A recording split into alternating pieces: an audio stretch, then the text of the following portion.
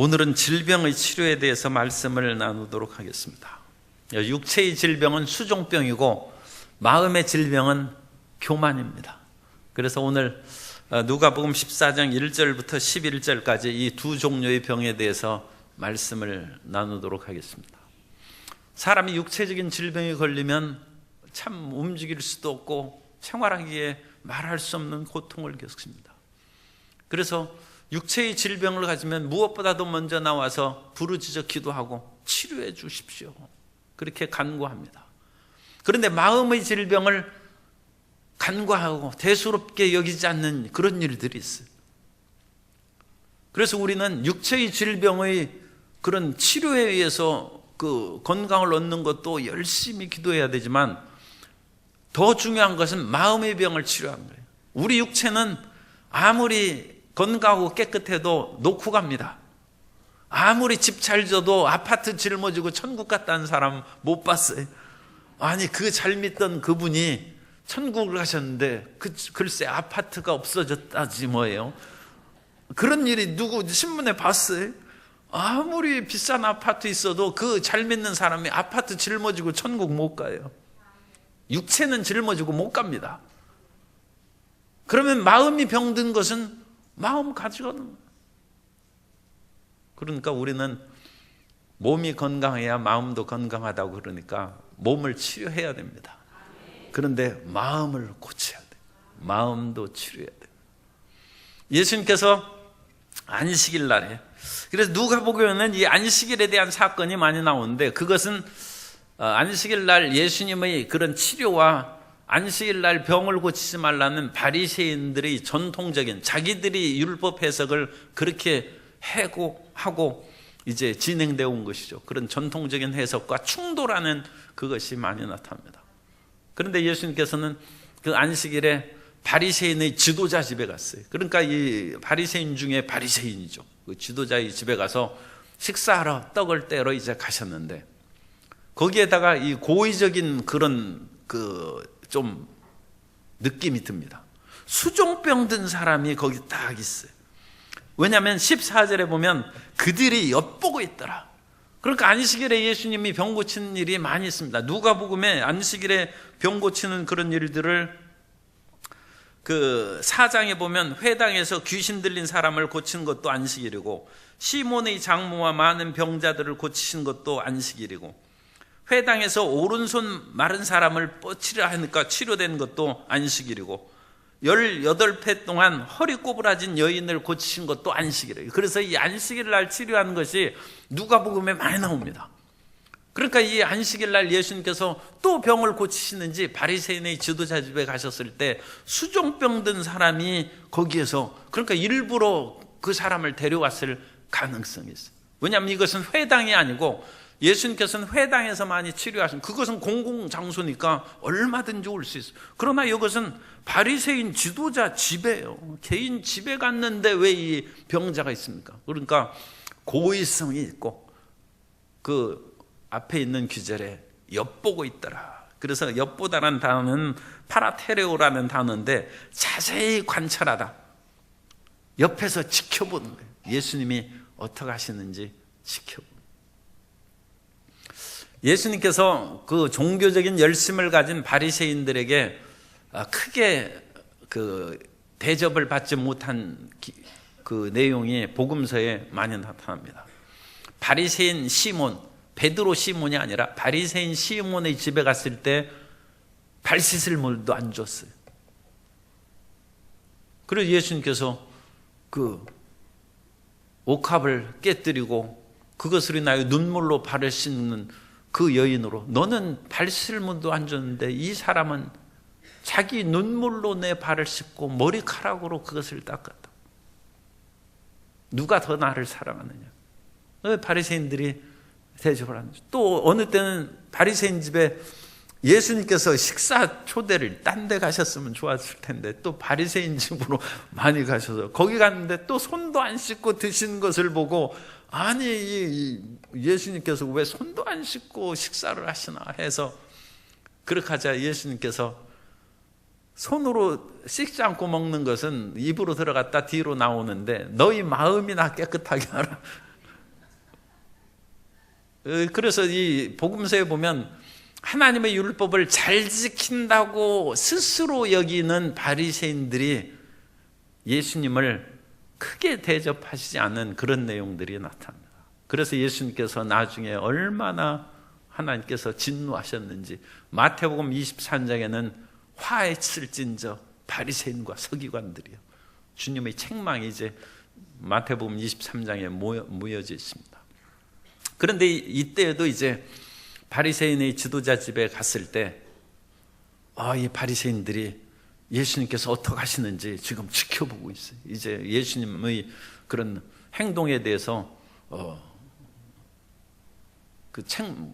덜미를 잡아서 예수님을 곤경에 빠뜨리려는 그런 일을 이제 합니다. 그런데 수종병이라는 것은 몸이 붓는 병입니다. 그래서 여러 가지 그런 원인이 있다고 그래요. 그래서 그 수종병은 이제 그 소화액 이상으로 배에 가스가 차서 붓기도 하고, 몸의 조직 사이에서 그 장액, 이 창자나 임파선에 고여서 붓기도 하는데, 원인은 뭐 오늘날에 이제 밝힌 원인으로는 심장병, 신장, 간장, 갑상선 그런 데 이제 이상이 생기면 그런 몸에 붓는 그런 수종병이 이제 생깁니다. 그러니까 몸에 물이 차는 것이죠. 물이 차는 병입니다. 그런데 예수님께서 이제 지금 그 위기에 처했어요. 그 바리새인들이 시험거리를 딱 놓고 이 수종병 걸린 사람을 지금 예수님께서 안식일이죠. 안식일에 하지 못할 일이라고 생각하는데 예수님께서 그 율법을 어기고 고치시는지 그렇게 보는 것입니다. 그때 예수님께서 그 뻔히 그들의 그런 의도를 아시고 3절에 율법 교사들과 바리새인 중에서 특별히 학식이 있어서 율법을 더 전공한 사람을 율법 교사라고 합니다. 그러니까 율법 교사들도 바리새파로 들어가는 그런 사람들입니다. 그래서 율법 교사들과 바리새인들에게 이르시되 안식일에 병 고쳐주는 것이 합당하냐 아니하냐. 그러니까 그들이 잠잠하거든.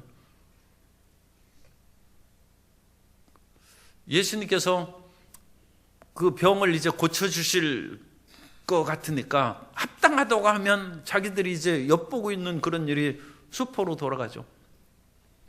합당하지 않다고 이제 얘기해야 되는데, 그렇게 되면 또 하나님께서 인생에 향한 그 사랑과 긍휼의 그것을 거스리는 율법을 어기는 대답을 할 수도 있어요. 그래서 이 사람들이 대답을 안 하는 거예요. 그때 예수님께서는 미시나의 얘기를 하십니다. 누가 그 아들이나 소가 우물에 빠졌으면 안식일이라도 곧 끌어내지 않겠느냐. 우리에게 기록된 율법의 말씀은 토라입니다. 오경의 토라고, 기록되지 않은 많은 말씀들이 전해오고 있습니다. 그러니까 그 장로들의 유전이라고 하죠. 장로들이, 그러니까 이스라엘의 그 어르신들, 지도자들에 의해서 전해 내려온 그런 말들이 있어요. 그러니까 모세 이후로 하나님의 말씀을 직접 받아서 기록한 것도 있고, 기록하지 않고 이런 경우에는 이렇게 하고 저렇게 해야 된다는 그런 구전으로 전해오는 많은 말들이 있어요.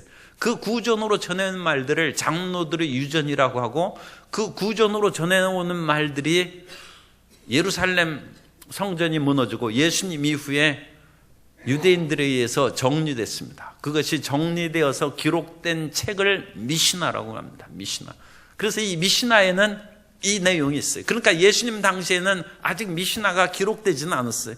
기록되지는 않았지만 구정으로는 그건 사람들이 다 알고 있어요. 그러니까 미시나에 있는 내용입니다. 그래서 어떤 사람의 소가 우물에 빠졌으면 끌어낼 수 있다는, 안식일에 빠졌지만 안식일이 일하는 것이죠. 바늘 한 개만 들고 가도 그것은 일하는 것이라고 해서 책망하는데, 소가 빠졌는데 일하는 것이죠. 그러나 그 우물에 빠져가지고 소가 죽으면 손해가 엄청나잖아요. 그러니까 아들이나, 여기 예수님은 이제 아들이나 소, 그렇게 이제 두 경우로 말씀하셨는데 끌어낼 수 있다고 미시나에 되어 있어요. 그리고 만일 그런 것들이 특별히 극단적인 율법주의자에 의해서 하면 안 된다, 꼭 꼼짝 마라. 그런 경우에라도 풀이라도 넣어줘서 소를 다음 날 이제 꺼내야 되니까 영양 보충시키고 살릴 수 있다고 되어 있어요. 그러니까 생명을 풍성하게 하고 살리는 것이 자기들이 존경하는 그런 랍비들의 그런 전해온 얘기에도 이미 있는데 너희는 어떻게 생각하느냐? 그렇게 예수님께서는 이제 바리새인들이 꼼짝 못하게 그들의 그런 이전의 랍비들이 전해온 얘기를 말씀하신 후에 이 사람을 이제 주님께서 데려다가 고쳐 보내셨다는 거예요. 주님께서는 우리가 어떤 그런 어려운 그런 상황에 있고 육체의 질병에 처했을지라도 주님께서는 치료하시는 하나님이십니다. 그러니까 몸의 치료를 받는 것을 절대적으로 믿어요. 주님께서는 우리에게 치료를 안 해주시지 않습니다. 어떤 죄악으로 말미암아 병이 고쳤어도 죄를 진 사람도 많이 죄를 짓는데 이건 별 현실 의사하고는 상관없는데 그 사람이 너무 죄를 지었어요. 그래가지고 의사가 딱 보더니 당신은 죄인이기 때문에 내가 수술 못한다. 그런 사람 있으면 손 들어보세요. 없잖아요. 그죠? 아무리 죄인이라 할지라도 의사가 수술하고 병 고쳐주고 물론 돈 받기 때문에 그럴 수도 있어요. 그러나 진정 의술은 인술이라고 그러지 않습니까? 그러니까 죄인이고 나중에 그 사람이 감옥에 갈 것은 형법에 의해서 붙잡아가는 것이고 의사는 일단 치료하는 거예요. 당신은 죄만 잊었으니까 나는 못 고친다는 그런 의사는 없어요. 그런데 의사도 고치는데 하물며 죄인인 사람을 하나님이 안 고치겠습니까? 죄인이라도 고쳐주십니다. 죄인이라도 고쳐주시고 나서 너는 이런 잘못을 회개해야 되지 않느냐 하나님께서 그 다음에 물으시는 것이죠. 가나마다 현장에 붙잡힌 여인을 돌로 쳐서 죽으면 회개할 시간도 없잖아요. 왜 예수님께서 그 사람들 돌든 사람을 다 쫓아내시고 나도 너를 정죄하지 않으니 가서 다시는 죄를 범치 말라는 거예요. 회개하고 돌이킬 수 있는 삶의 시간과 기회를 주는 것이죠. 그러니까 어떠한 일에도 주님께서 치료하신 것을 믿으시기 바랍니다. 그러니까 이 치료는 하나님께서 반드시 해준다는 것을 절대적으로 믿는 절대. 그리고 그 절대적으로 믿은 후에 끈질기게 기도해요. 나는 죄인이기 때문에 주님께서 안 고쳐주신다 해서 중간에 기도하다 멈추면 그건 하나님이 안 고쳐주시는 것이 아니라 기도하다가 중단해서 못 고침받는 거예요. 지난주에 조윤규 목사님이 설교하실 때 피터 웨그너 풀러 신학교 교수였던 분이 이제 신사도 운동을 해서 그분이 나중에 오늘날에는 지금 별로 바람직하지 못하도록 지금 상황이 됐습니다. 그런데 그 신사도 운동 가운데 하나의 그 신유의 역사가 몸이 팔다리가 짧은 것이 길어지고 사람들을 이제 안수하면 뒤로 넘어가고 여러 가지 또 기괴한 소리도 지르고 여러 가지 그런 것들이 있어요. 그래가지고 그런 것들이 참 믿음을 갖는데 덕이 안 된다 해서 한국교회에서 금지시켰어요. 그것은 이단시하는 행동으로 이제 금지시켰어요. 그런데 초창기에는 그것이 없었어요. 그래서 초창기에 원로 목사님이 조은기 목사님이 피터 와그너 목사의 그 방에 들어갔는데 거기에서 그 이라크의 전쟁으로 인하여 다리가 절단되어 짧은 사람이 기도받고 있더라고요. 그래가지고 거기에서 다리야 길어져라.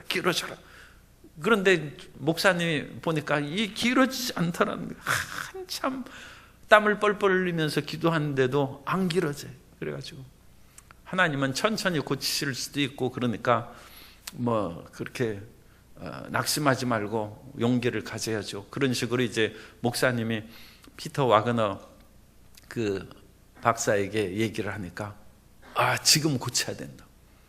그러면서 계속 손님도 오고 그랬으면 기도를 중단도 하고 그래야 되는데 거기서 막 그냥 붙잡고 기도하고. 그런데 얼마나 지났을까? 갑자기 다리가 착 길어지더래. 그거 보고 깜짝 놀랐다.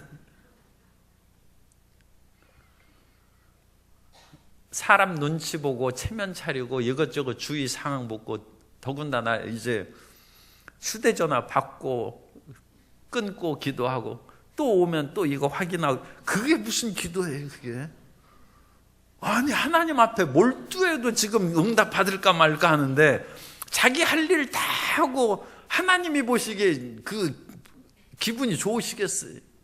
아니, 하나님 앞에 지금 살려달라고 몰두하고, 물질을 달라고 몰두하고, 자녀의 문제를 해결하다고 몰두해서 하나님이 그렇게 정성을 하면서 하나님이 들어줄까 하면 전화 받고, 아 그래 뭐 하고, 하나님 앞에 잠깐 전화 받겠습니다 얘기하고 전화 받은 사람 손 들어 보세요. 그런 것도 별로 없어. 사람이 예의가 있으면 다른 사람하고 대화하다가 전화가 오면, 아 미안합니다, 아주 급한 전화이기 때문에 잠깐 하겠습니다. 그런 사람은 그래도 상대방이 기분 나쁘지만 그래도 조금 이해해 주죠. 그런데 하나님, 기도 잠깐 실례합니다 하고 그렇게 휴대전화 받지도 않아요. 그런 식으로 하면 정성이 부족해. 우리는 몰두해. 하나님은 틀림없이 고쳐주십니다. 그리고 그 응답을 받으려면 몰두해야 돼요. 몰두해서 하나님께서 안 고쳐준 사람도 있지 않느냐? 그러면 안 고쳐준다고 하나님이 말씀하시죠. 그 이제 사도 바울의 경우에, 너는 그래도 약할 때 강하기 때문에 내 은혜가 내게 족하다는 거 주님께서 알려주시지 않습니까? 알려주시죠. 그래서 사도 바울이 연약한 중에서도, 아 나는 연약할 때 더 하나님을 의지함으로써 능력이 나타나고, 상처 입은 치유자죠. 그러니까 병이 많은 사람일수록 다른 사람을 많이 고쳐줄 수 있다는 희한한 그런 아이러니가 생기는 거예요. 그러니까 의원아 내 병을 고치라, 그 말도 맞지만 병든 의원이 다른 사람을 더 잘 치료하는, 왜냐하면 그 병을 바삭하게 잘 아는 거예요. 그래가지고 자기 병은 못 쳐도 다른 사람을 더 잘 고쳐. 마음의 상처와 고통에 빠진 사람이 더 다른 사람을 위해서 연민의 정을 가지고 더 간절하게 기도함으로 치료해 줄 수 있다. 그러므로 그런 경우에는 사도 바울처럼 하나님께서 내 병은 약할 때 강하기 때문에, 그리고 약할 때 더 쓰임받기 때문에 내가 그대로 놔둘 테니까 이해해달라, 하나님께서 말씀하신 것이고, 오늘날의 그 후계자들이 약간 문제가 있어서 이것도 정통 기독교에서 좀 바람직하게 생각하지 않는 교단이 워치만리 그 교단입니다. 그런데 워치만리는 신실한 크리스찬이었어요. 그 후계자들이 뭔가 잘못했어요. 그런데 워치만리가 몸이 굉장히 약했어요. 그래 하나님 앞에 간절히 기도합니다. 워치만리가, 하나님 내 이 병을 고쳐주옵소서, 고쳐주옵소서, 고쳐주옵소서. 어느 날 꿈을 꾸니까 양자강에 자기가 탄 배가 거슬려 가는데 앞에 큰 바위가 있어가지고 못 가는 거예요. 그래 하나님, 이 배가 나아가야 되는데 진행을 못하니 어떻게 하면 좋겠습니까? 꿈속에서 기도하니까 하나님께서 내가 이 바위를, 암초를 제거해 주랴, 아니면 강물을 불어서 배가 그 위를 지나갈 수 있게 해 주랴. 그런데 와치만리가 은혜의 강물을 더 풍성하게 해서 이 암초 위를 배가 지나가게 해 주옵소서. 그 꿈을 꿨어요. 그래서 그분은 암초 같은 그 병이 안 났어요. 그런데도 불구하고 평생 하나님의 일을 충성스럽게 행할 수 있는 성령의 능력을 힘입었어요. 그때 암초를 제거해 주십시오 하면 은혜의 강물이 그 상태에 있는 거예요. 적죠. 그런 암초는 제거해서 병이 나았고 얼마나 많은 일을 하지 못했을 거예요. 그런데 그 은혜가 풍성하게 올라와서 어떠한 암초나 삶의 고통도 이기고 살아갈 수 있게 해준다. 그래서 그런 하나님께서 뜻을 우리에게 가르쳐 주실 때까지는 결코 뒤로 물러가지 아니하고 반드시 치료받고 건강을 얻게 되시기를 예수님 이름으로 축원합니다. 그리고 두 번째로는 하나님께서 우리의 마음도 고쳐주시는데, 이 바리새인들이 좀 교만했다고 그랬죠. 자기들이 율법의 지식이 탁월하기 때문에 자기들이 바리새파 아니고 율법에 정통하지 않은 그런 사람들을 가볍게 여겼어요. 그런데 예수님은 바리새인이 아니죠.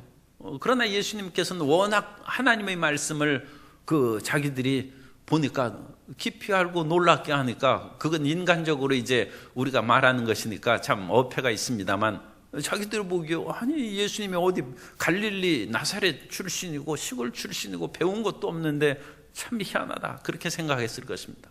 그러나 어쨌든 간에 이 예수님을 아까 말씀드린 것처럼 그렇게 높이 잘 대접하지 않았어요. 교만한 것이죠. 그래서 예수님께서는 바리새인들 앞에서 수종병 걸린 사람을 치료하신 후에 잔치 비유를 들어서 바리새인들의 교만을 치료하라고 말씀합니다. 사람에게 있어서 가장 치명적인 마음의 병이 교만이에요. 교만은 사탄이 타락한 것이 교만입니다. 그러니까 사람은 자기 긍지와 자부심을 갖는 것은 좋은데, 교만한 것은 사탄이 정죄받는 죄입니다. 그러니까 결코 교만하면 안 되죠. 그래서 이 교만의 비유로 잔치에 있어 사람들은 윗자리에 앉아가지고 높임을 받기를 바라고 우리는 그런 행동을 많이 합니다.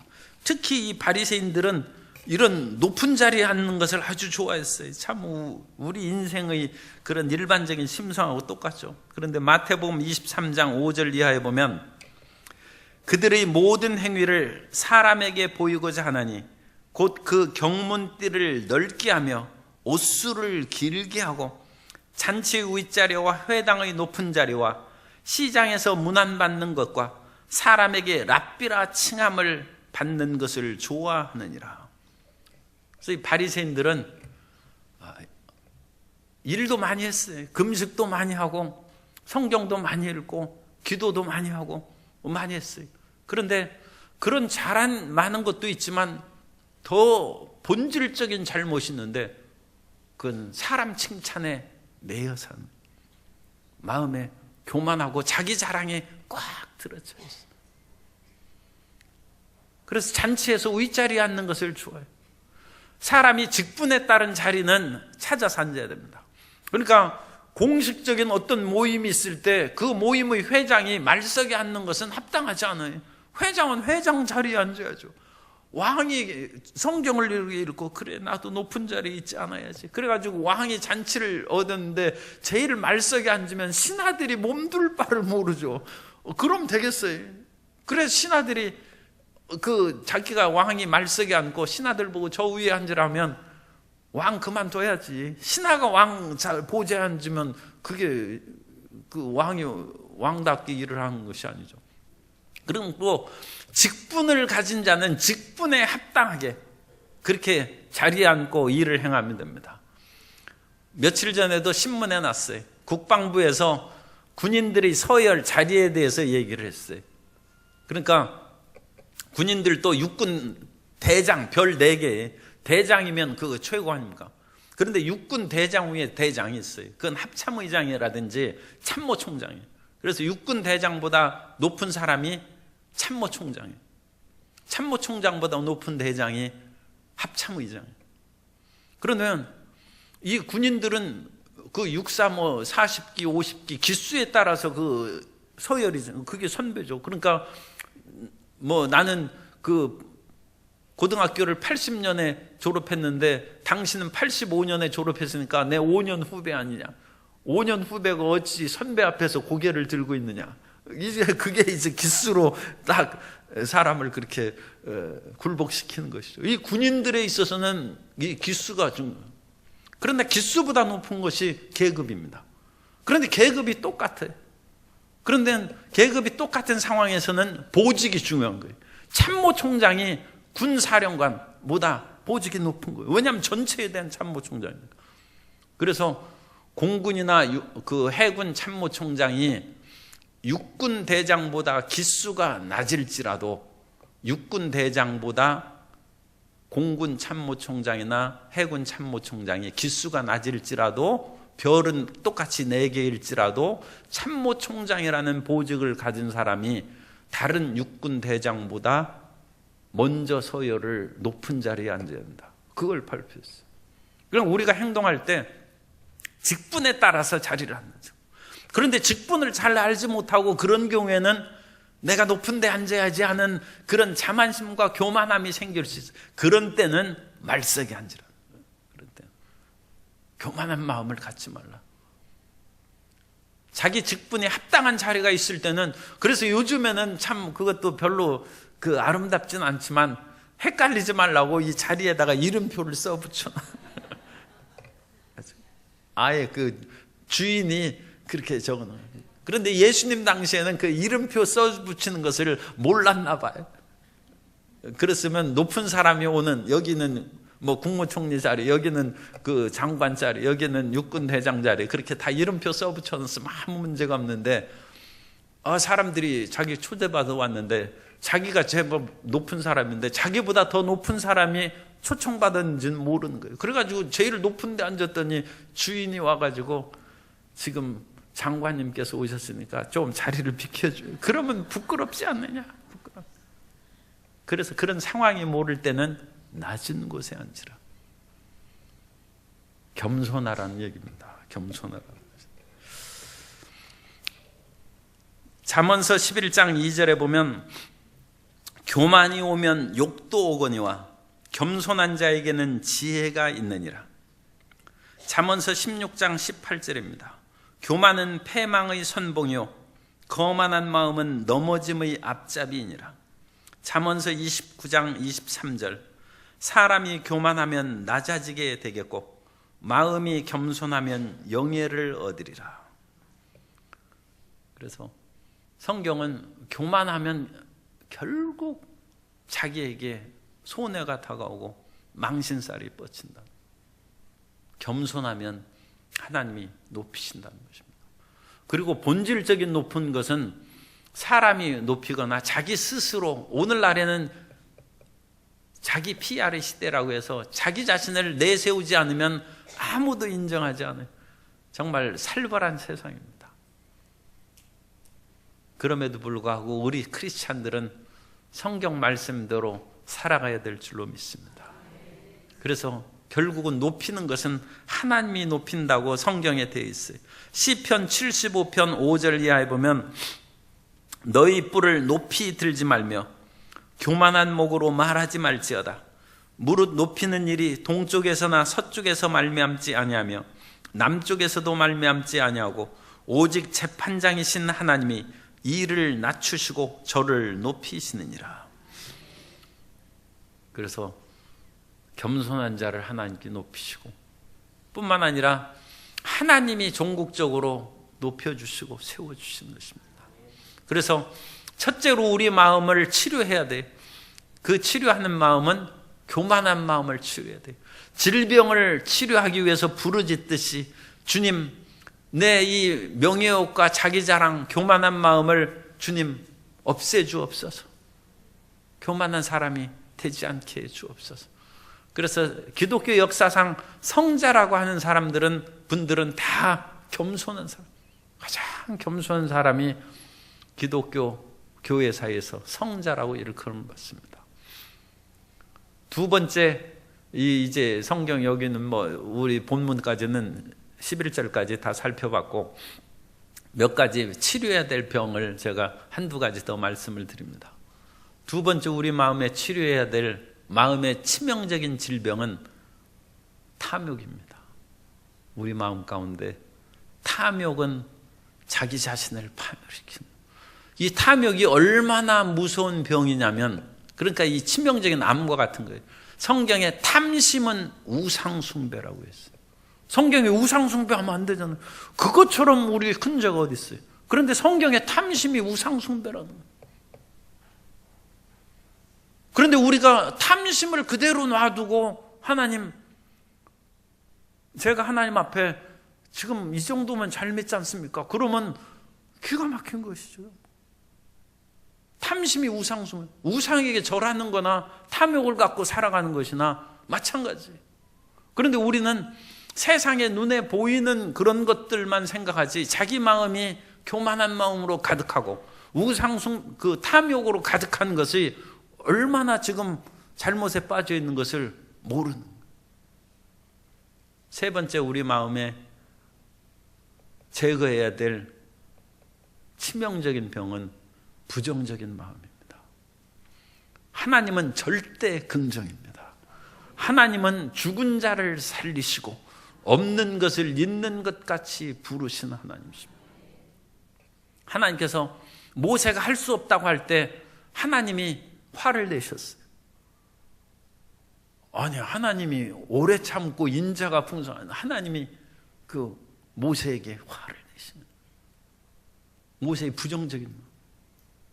하나님께 능치 못하심이 있겠느냐. 아브라함에게도 주님, 이 엘리에셀이나 제 후계자로 삼겠습니다 할 때 하나님께서 거기에서는 아브라함이 길게 했으면 아브라함도 혼났을 텐데, 아브라함이 그냥 주님께서 약속대로 이 가나안에 왔는데 자식도 못 낳고 그러니까 그냥 엘리에셀이나 제 양자로 삼아서 하나님 뜻을 이뤄가야 되겠어요. 하나님이 야훼께 능치 못하심이 있겠느냐. 하나님께서 아브라함을 꾸짖으시는 부정적인 마음을 가지면 안 돼요. 하나님은 절대 긍정입니다. 죽은 자를 살리시고 없는 것을 있는 것 같이 부르신 하나님이시다. 그래서 이 세 가지 마음의 치명적인 병만 고치면 잘 될 줄 믿습니다. 몸에 치명적인 이런 수종병이나 그거 고쳐야 몸이 건강하고, 몸이 붓고 그러면 그거 어떻게 되겠어요? 건강해지는 것처럼 마음의 교만함은 항상 살펴보고, 탐욕으로 내가 살아가는 탐심을 제거하고, 교만은 사탄이 타락한 것이고 탐심은 우상숭배고 부정적인 마음은 하나님의 권능을 인정하지 않는 거예요.